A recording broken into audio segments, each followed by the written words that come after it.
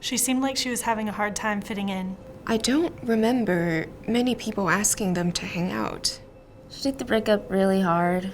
Things weren't the same after she failed that first test. He worried a lot about disappointing his parents. He started having a hard time after he got bad news from home. She started pulling away and wouldn't hang out anymore. Every time I came home from class, she looked like she'd been crying. I knew something was up when he gave away his grandpa's watch. He had always told me how much he loved it. I was worried about him because he hardly ate and was always sleeping. They even stopped doing the things they loved. She started drinking almost every day. He even tried to sell some of his stuff. I also noticed that she posted weird messages on social media, like, soon this will all be over. She said she just wished she could go to sleep and not wake up. They said they were tired of feeling lonely. She told me that she felt really hopeless about pulling her grade up. He said he wished he could disappear so he wouldn't be a burden to his family. He said that I didn't have to worry about him next semester.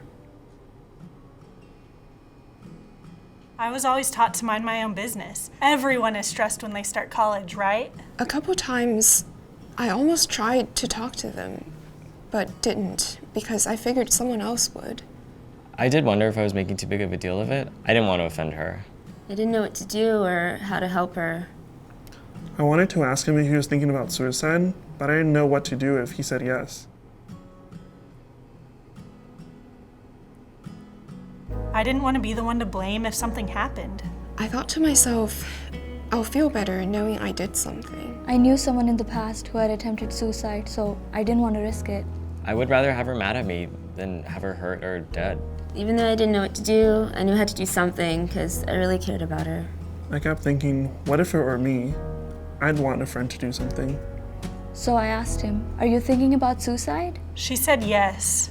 So I called the crisis line and got advice on how to help. So I hugged her and said I'm sorry and offered to spend the afternoon with her so we can talk. So I shared that I had problems in the past, and I asked if he was comfortable talking to a counselor. We talked about who could be helpful for extra support for them and decided to call their family and tell them what's been going on. The more we talked, the more concern she shared for her safety, so we agreed to get the residence hall advisor involved. In Texas, we take care of each other. In Texas, we support each other. In Texas, we never walk alone. In Texas, we look out for each other. In Texas, we are family. To help a friend with thoughts of suicide, follow 3 important steps.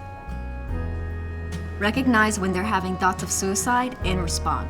Warning signs for suicide include verbal cues that reveal feelings of hopelessness, helplessness, or feeling trapped, withdrawal, isolation, changes in mood, changes in sleep patterns, changes in substance use, alcohol or other drugs, giving important possessions away, looking for and obtaining the necessary items to attempt suicide, talking about death or dying if out of the ordinary.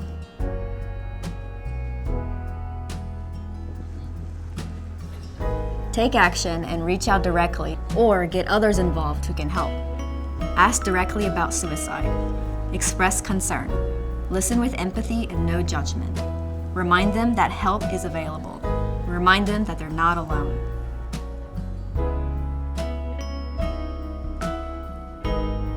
Make a referral to a supportive resource like a mental health professional or other campus or community resources. In Texas, we're all in this together.